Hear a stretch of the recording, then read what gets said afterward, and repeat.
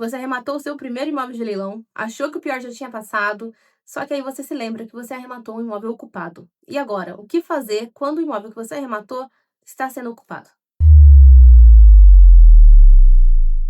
Oi, eu sou a doutora Carolina Sivin, eu sou especialista em leilão de imóveis aqui pela CFI, que é um escritório de advocacia, uma assessoria para investidores de imóveis em leilão. A gente está há 15 anos, todos os dias, prestando assessoria para quem quer investir em imóveis de leilão com total segurança. Eu vou te convidar, se você assistir esse vídeo até o final, a curtir esse vídeo, deixar os comentários se você tiver alguma dúvida e também, principalmente, a se inscrever no nosso canal que está começando agora.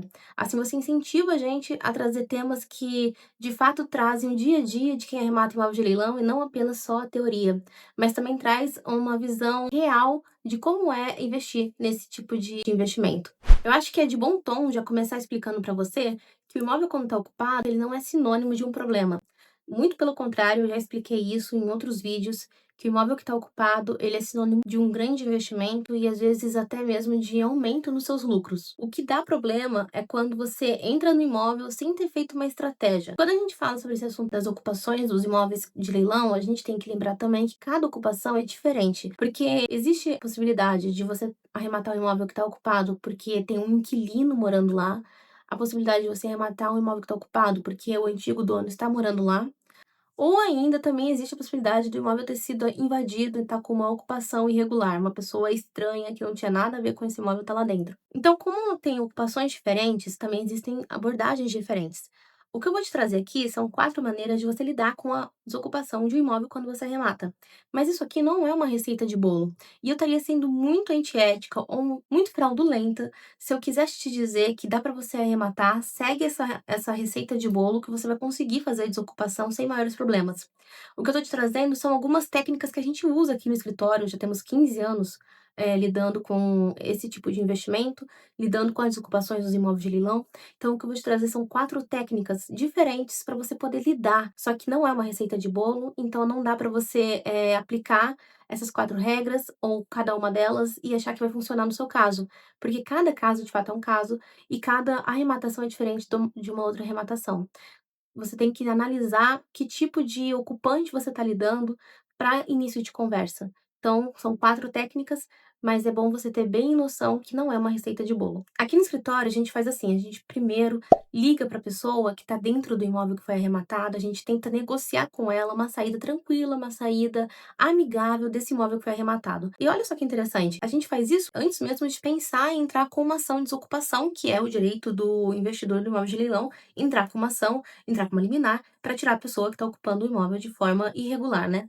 Então, independente da ocupação do imóvel, se a pessoa é um inquilino, se é o ex-proprietário, ou se é alguém que invadiu, que está de forma irregular lá, um estranho, a gente tenta entrar em contato com ele e pedir uma desocupação de forma amigável, sem maiores problemas. A gente tenta conversar. E é uma conversa realmente não de ameaça, mas uma conversa acolhedora, é uma conversa humanizada. A gente liga para ele, a gente se compadece da situação, porque de fato alguém perdeu o seu imóvel, alguém perdeu a sua moradia. Então é uma situação muito complicada, é uma situação que requer muito cuidado, e requer muita empatia para você lidar com a pessoa que perdeu o imóvel. Apesar do imóvel ser seu, você tem que ter essa empatia para que isso cause na pessoa um conforto maior, para ela deixar o imóvel de maneira amigável. E às vezes alguns investidores que estão começando a arrematar imóvel de leilão, eles até mesmo nos perguntam por que que a gente vai tentar numa negociação e às vezes a gente liga uma, duas, três vezes, tenta uma carta, tenta ir lá no imóvel, a gente não encontra ninguém. Então, por que que a gente ainda fica focando muito na negociação antes de entrar com uma ação? A verdadeira razão por isso é porque é muito mais econômico para o investidor você tentar uma negociação do que você ir de fato para um processo. Aí, claro que se a gente tenta fazer uma negociação e ela não funciona, o que pode acontecer também, a gente vai então para os meios jurídicos, né, os meios judiciais. Aí a gente entra com uma ação, a ação de missão na posse. Na realidade, essa ação é só a confirmação do juiz que o direito de ter o imóvel, de estar no imóvel, é de fato do arrematante e não da pessoa que está ocupando lá. A pessoa que está ocupando o imóvel, ela está indo contra a lei, ela está fazendo um ato ilegal. Então a gente entra com uma ação. Só que a ação na posse não tem um prazo. Então muitas pessoas perguntam pra gente no Instagram ou às vezes aqui no YouTube, quanto tempo demora essa ação de missão na posse. E como faz parte do judiciário, a gente não tem como dar um prazo para a pessoa de quanto tempo vai demorar até o juiz averiguar a situação e aí te conceder uma liminar para que você possa entrar no imóvel que você de fato arrematou e que é seu por direito. Às vezes, aqui no estado de São Paulo, pode demorar 3 meses, 6 meses, às vezes 1 ano. Então, depende muito do juiz, depende muito da vara, depende muito da onde está esse imóvel, né? Em qual estado está esse imóvel e de como é que esse judiciário desse estado, dessa cidade, como é que é o andamento dele, né? Alguns são mais lentos, estão abarrotados, outros são mais rápidos. Então não existe um prazo. Ah, e um outro detalhe é que se você arrematou o imóvel sozinho, então você vai ter que colocar na pontinha do lápis que você agora vai precisar de um advogado para fazer a emissão na posse. Não dá para fazer uma emissão na posse sem um advogado. Toda ação precisa de um advogado, né? Toda ação jurídica precisa de um advogado. Então você vai precisar sim de um advogado para tomar essa medida, para você chegar ao juiz e pedir que ele conceda o seu direito de estar no imóvel.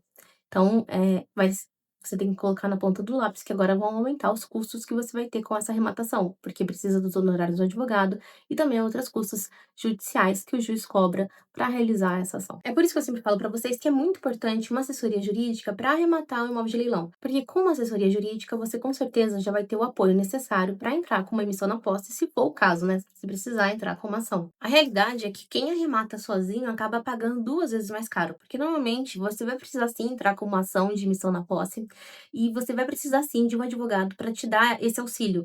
Então, quando você arremata já com uma assessoria jurídica, todos esses custos já foram calculados antes. Você já tem a cobertura de uma ação judicial, mesmo que você precise ou que você não precise. Agora, se você arremata sozinho, vai ficar mais caro, porque você não estava contando com essa possibilidade de ter que contratar um advogado, de precisar esperar mais tempo para entrar no imóvel. Então, por isso que com a assessoria jurídica acaba se tornando até mais barato. Você arrematar acaba se tornando mais lucrativo o seu investimento.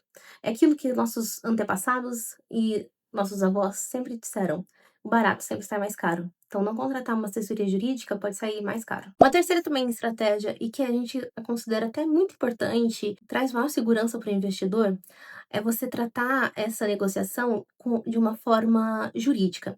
Então, você faz um contrato, estabelece no contrato cláusulas para a pessoa sair do imóvel, estabelece no contrato quem vai cuidar de quem vai pagar o quê, como que vai ser essa saída, que horas vai acontecer, que dia que vai acontecer. Então, tudo é tratado de forma muito minuciosa. E você leva esse contrato até o jurídico. Isso funciona muito bem quando a arrematação ela vem de um leilão judicial.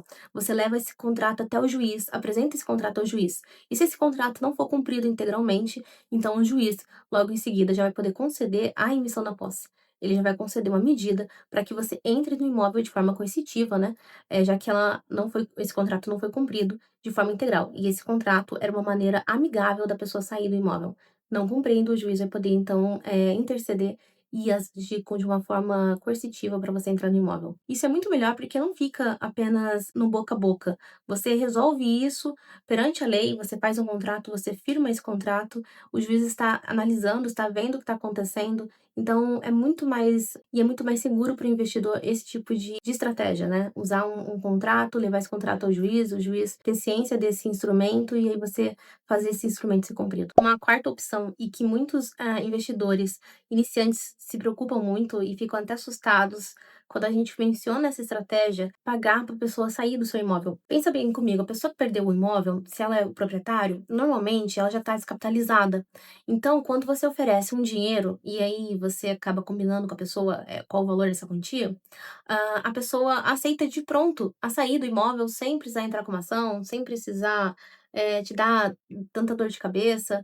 Na realidade, até essa pessoa já entrou com uma ação e você oferece um dinheiro para ela deixar a ação, desistir dessa ação, a pessoa normalmente acaba aceitando porque ela já está descapitalizada, então ela sabe que de qualquer forma ela vai perder o imóvel e ela vai ter que sair. O que a pessoa está tentando fazer é ganhar mais tempo dentro do imóvel. Quando você oferece dinheiro, ela se sente mais confortável, até mesmo mais preparada para deixar o imóvel e aí procurar um outro lugar para viver. Então, muitos investidores experientes, eles já até colocam na ponta do lápis essa pequena quantia, digamos assim, que eles vão oferecer para quem está ocupando o imóvel, para essa pessoa deixar o imóvel mais rápido, sem precisar entrar com uma ação de emissão na posse, sem precisar litigar sobre a anulação do leilão, que também é algo que acaba levando muito tempo, e nesse investimento, tempo é dinheiro, então eles acabam separando já uma pequena quantia para combinar com a pessoa dela deixar o imóvel. Muitos acham que isso é uma boa estratégia, porque dependendo do valor que você arrematou o imóvel, acaba realmente sendo mais barato você oferecer um dinheiro pra pessoa, deixar o imóvel, do que você passar meses sem conseguir vender o imóvel, sem conseguir entrar no imóvel que você arrematou, sem conseguir fazer o dinheiro girar. Agora, se você quiser arrematar imóveis com total segurança jurídica e uma equipe do seu lado que já sabe como lidar, já sabe como cuidar disso, para que você tenha a segurança do lucro que você vai ter, então eu vou deixar aqui embaixo o site da CFI para você acessar e conhecer mais nosso trabalho. Para você entrar em contato com a gente, marcar uma reunião sem compromisso e tirar suas dúvidas sobre leilões de imóveis. Muito obrigada por ter assistido o vídeo até aqui. Se ficou alguma dúvida, é só deixar nos comentários que eu teria o maior prazer de poder te ajudar, de poder responder e você tomar as melhores decisões em relação a esse investimento.